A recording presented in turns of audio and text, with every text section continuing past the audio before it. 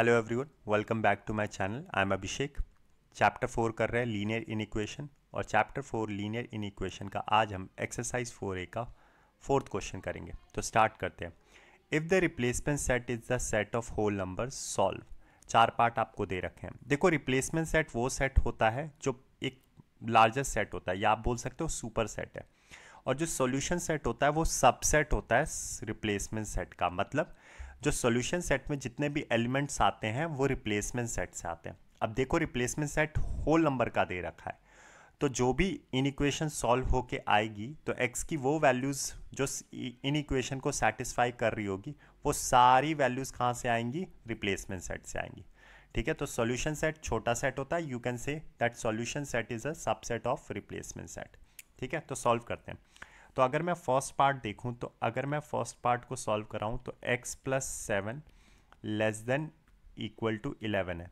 तो यहाँ से x की पहली वैल्यू आ गई 11 माइनस 7 विच इज़ 4। तो जो सॉल्यूशन सेट आएगा पहले वाले का, तो देखो रिप्लेसमेंट सेट मतलब replacement set means x belongs to whole numbers, है ना। होल नंबर से ही आपको इस इन इक्वेशन को सेटिस्फाई कराना है। तो x की वैल्यू लेस देन 4 है, लेकिन x belongs to whole number, दोनों कंडीशन ट्रू होनी चाहिए। तो सॉल्यूशन सेट क्या बनेगा? तो आप बोलोगे sir solution set will be आपकी value 0 whole number 1 2 3 and then क्योंकि इक्वल टू 4 है तो 4 तक जाएगी। तो ये होगा आपका फर्स्ट पार्ट का आंसर। तो ये सॉल्यूशन सेट आएगा आपका फर्स्ट पार्ट का। ठीक है, सिमिलरली अगर मैं आपको सेकंड पार्ट सॉल्व कराऊं तो सेकंड पार्ट में बोल रखा है 3x माइनस 1 ग्रेटर देन 8। तो 1 उधर चला गया तो 3x विल बी 9। तो x की वैल्यू क्या आ गया?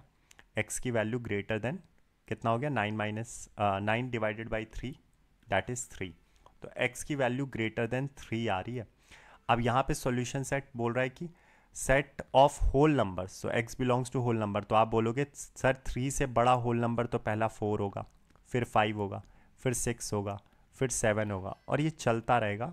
And then this will be the second answer, part second. ठीक है, 4 5 6 7 इनफाइनाइट ऑफ होल नंबर्स जाएगा।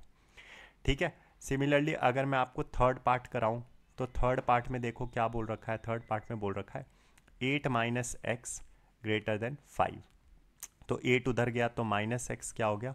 Greater than 5 minus 8 which is -3।